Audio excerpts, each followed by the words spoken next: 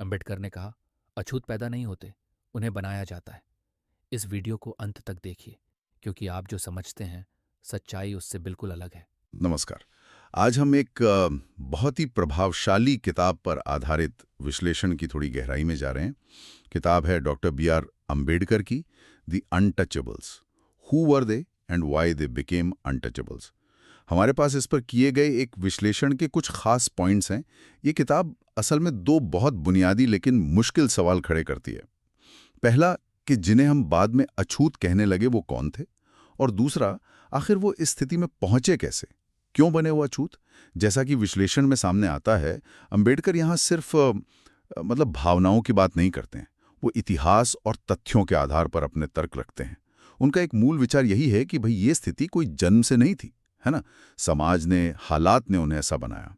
तो चलिए समझते हैं इस विश्लेषण को जरा। जी, विश्लेषण का एक जो मुख्य बिंदु है वो ये है कि अंबेडकर मानते थे कि ये समुदाय, मतलब जिन्हें बाद में अछूत कहा गया, वो मूल रूप से शायद बौद्ध धर्म के अनुयायी थे। अच्छा। उनका तर्क था कि जब भारत में बौद्ध धर्म का असर कम हुआ और जिसे हम कहते हैं ब्राह्मणवाद, मतलब वो व्यवस्था जिसमें वेद और पुरोहित वर्ग का दबदबा बढ़ा, जब वो लौटा तो जिन समूहों ने, जिन लोगों ने इस नई या कह लीजिए कि वापस आई वैदिक व्यवस्था को पूरी तरह से माना नहीं, स्वीकार नहीं किया, उन्हें धीरे धीरे करके समाज से किनारे कर दिया गया, बहिष्कृत कर दिया गया। अच्छा, तो विश्लेषण ये कह रहा है कि ये सिर्फ कोई सामाजिक ऊंच नीच का मामला नहीं था। इसकी जड़ें तो फिर कहीं ज्यादा गहरी थी, मतलब कोई धार्मिक, कोई वैचारिक असहमति का मामला था ये। ये कैसे बताया गया इसमें?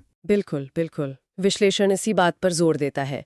अंबेडकर का जो दूसरा मुख्य तर्क है वो इसी से जुड़ता है कि जिन लोगों ने वेदों को सर्वोच्च नहीं माना, ब्राह्मणवादी पूजा पाठ कर्मकांड को नहीं माना और जो वर्ण आधारित जाति व्यवस्था थी उसको मानने से इनकार किया, उन्हें एक तरह से सजा के तौर पर अछूत घोषित कर दिया गया।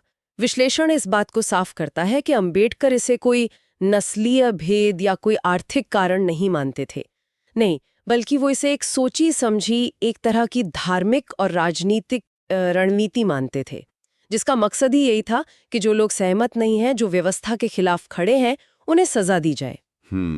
ये तो वाकई एक बिल्कुल अलग नजरिया है। मतलब जो आम धारणा है उसे तो वो काफी हटकर।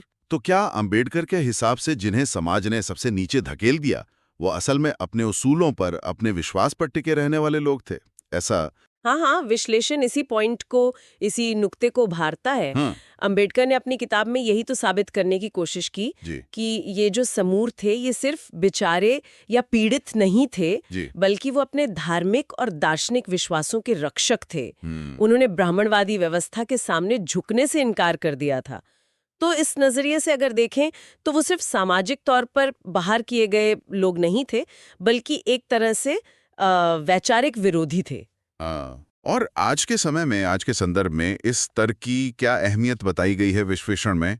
इसका क्या मतलब है आज? समझे, अंबेडकर का उद्देश्य, जैसा विश्लेषण साफ करता है, किसी के अंदर कोई अपराध बोध जगाना नहीं था, नहीं, बल्कि इतिहास की एक दूसरी समझ पेश करना था, एक वैकल्पिक समझ जो उन हाशिए पे डाले गए समुदायों को उनकी खोई हुई गरिमा और एक ऐतिहासिक पहचान वापस दिला सके।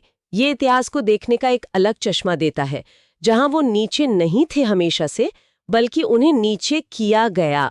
ये फर्क बहुत अहम है। तो अगर संक्षेप में कहें तो ये विश्लेषण अंबेडकर की इस किताब को सिर्फ एक किताबी शोध या एकेडमिक काम की तरह नहीं देखता, बल्कि इस इतिहास के उन पन्नों को दोबारा लिखने की कोशिश मानता है जिन्हें या तो भुला दिया गया था या शायद जानबूझकर दबा दिया गया था। एकदम सही कहा आपने।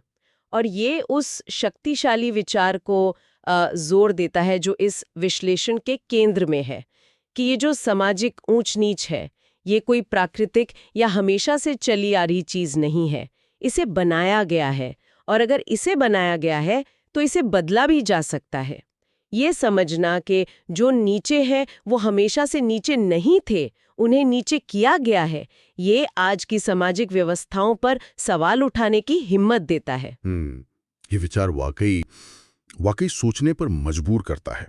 अगर हम अंबेडकर के इस ऐतिहासिक तर्कों को माने जैसा इस विश्लेषण में बताया गया है, तो आज ये हमारे समाज को जाति और पहचान से जुड़े जो सवाल हैं, हमारी समझ को कैसे बदल सकता है?